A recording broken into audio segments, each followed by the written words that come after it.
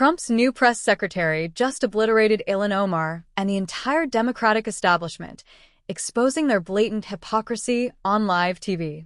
You won't believe how she flipped the media's own words against them. Picture this. The room was packed, cameras clicking, murmurs spreading through the press corps like an electric charge. A mix of anticipation and quiet hostility filled the air. Then, Karoline Leavitt stepped up to the podium, her every move measured, controlled. The press room buzzed, reporters bracing themselves, laptops open, cameras rolling. The atmosphere? Tense, charged, not just with curiosity, but with something sharper. She adjusted the microphone, scanning the crowd. She already knew how this would go. This wasn't just a briefing, it was a setup. A political chess match where the media held their pre-written narratives like loaded weapons, ready to fire. She smiled, polite but firm. "Good afternoon, everyone." Her voice was clear, steady. "I know you've all been waiting for this, so let's get right to it." A pause. A calculated beat of silence. "Before we begin, let's set the record straight." Her tone? Sharp but controlled. If the media is going to set the rules for outrage, then they should at least be consistent. A few reporters shifted in their seats, sensing where this was going. Karoline placed her hands on the podium, locking eyes with the front row. "If a Republican stood here today and said we need to fight in the streets, you'd all be foaming at the mouth, demanding resignations, congressional investigations, maybe even arrests. But when Ilhan Omar says it," she paused, letting the tension build. Suddenly, it's just a passionate plea for justice. The room tensed. Murmurs rippled through the crowd. The press had come ready to attack her, but Karoline had just set the terms of engagement. A hand shot up, Peter from CNN. Predictable. He cleared his throat, voice dripping with calculated skepticism. "Karoline, are you suggesting that Ilhan Omar's comments were meant to incite violence?" She tilted her head slightly, as if Peter had just asked if water was wet. "I'm not suggesting anything, Peter. I'm quoting her." She raised an eyebrow. "Or, do you deny that she said it?" Peter hesitated. The cameras zoomed in, capturing that flicker of uncertainty. Karoline leaned forward, pressing in. "Let's be clear," she continued. "When Democrats call for fighting in the streets, it's dismissed as rhetoric. But when a Republican so much as breathes the wrong way, it's suddenly a threat to democracy. So tell me, Peter, what's the rule here? Because from where I'm standing, the rules only seem to apply to one side." Peter opened his mouth, then closed it. No response. A reporter from NBC jumped in, trying to shift the angle. "Surely, you're not saying the president is above criticism. Ilhan Omar was simply expressing concerns about this administration's policies." Karoline turned to her unimpressed. "So was every conservative who got labeled a domestic extremist for daring to question the Biden administration." She raised a brow. "Funny how that works." Silence. Some furrowed their brows, others shuffled through their notes, desperate to find an angle, but she wasn't done yet. She glanced at the cameras. This moment wasn't just for the press. It was for every American watching at home. "Let's play a game," she said, her voice calm, deliberate. "Imagine if President Trump stood here today and said, 'We need to take this fight to the streets.' What would happen?" Silence.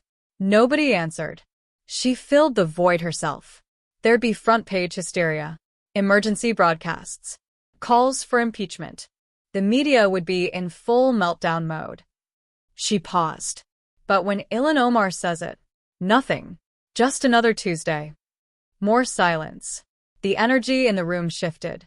The press had come expecting to control the narrative, but now they were the ones on the defensive. Then a voice broke through. "Karoline." It was James from NBC, a veteran journalist. His tone was measured. "Are you saying that outrage over political rhetoric is selective?" She turned to him, raising an eyebrow. "I don't need to say it, James." She let the silence stretch. "You all prove it, every single day." More murmurs.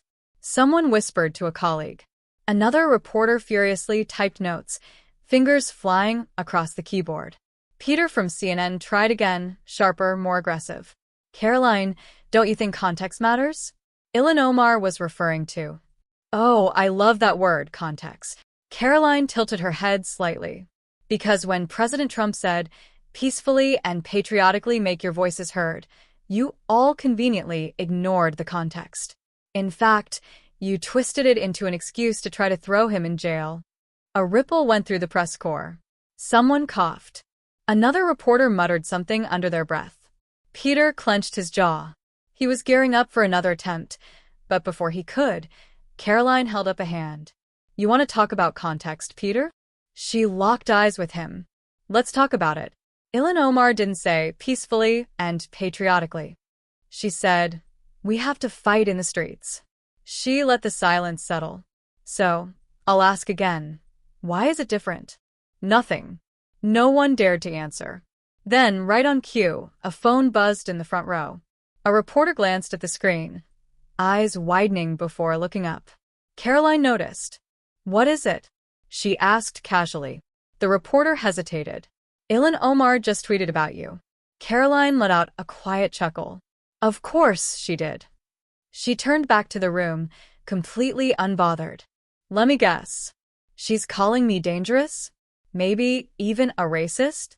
She reached for the iPad on the podium, pulling up the live tweet. Then, in a clear, deliberate voice, she read it aloud. Karoline Leavitt is spreading dangerous rhetoric to distract from Trump's reckless agenda. She looked back at the reporters, scanning the room. That's cute. A few reporters stiffened. But here's the thing, she continued. Her words are on video. Plain as day. And she doesn't get to decide what's dangerous and what's not. The press sat in silence. They knew she had a point. They just didn't know how to admit it. Karoline took a breath, letting the weight of her words settle over the room. This wasn't over. Not even close. She straightened, eyes sharp. Next question. Karoline's response, she let that sink in, suggests that she deliberately allowed a moment of silence to emphasize her point and make the reporters reflect on what had just been said. This tactic is often used in political communication to highlight a key argument, force an opponent to confront an uncomfortable truth, or create a dramatic pause that shifts the energy of the conversation. In this exchange, after Karoline stated that the real question should be why the media isn't asking Hamas to surrender, the silence that followed indicated discomfort among the reporters. Her pause was intentional.